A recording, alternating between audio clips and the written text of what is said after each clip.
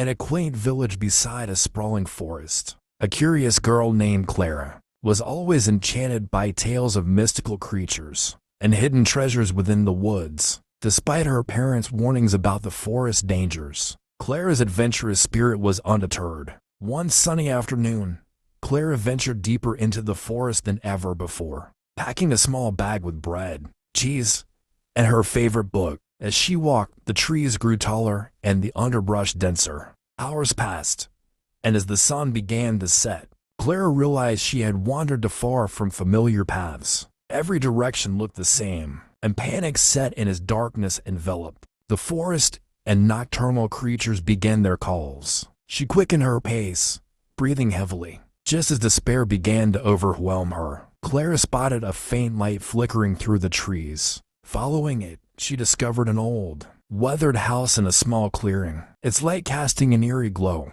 Relieved, she approached and knocked on the door. The door creaked open to reveal an elderly woman with kind eyes and a warm smile. "You must be lost. Come in," the woman said soothingly. Clara, drawn in by the warmth and the aroma of soup, stepped inside. The woman introduced herself as Agnes and invited Clara to sit by the fireplace. As Clara warmed up and ate the soup, she felt her fear and exhaustion melt away. "Thank you so much for your kindness," Clara said. "I was so scared out there." Agnes nodded. "The forest can be dangerous, especially at night. You're safe here. You can stay until morning." Reassured, Clara soon grew drowsy. Agnes showed her to a small bedroom upstairs where she fell into a deep sleep. In the middle of the night, Clara was jolted awake by strange whispers. Sitting up, she saw a faint light coming from under the door. Curiosity and fear drove her to peek into the hallway, where she saw Agnes speaking to a shadowy figure.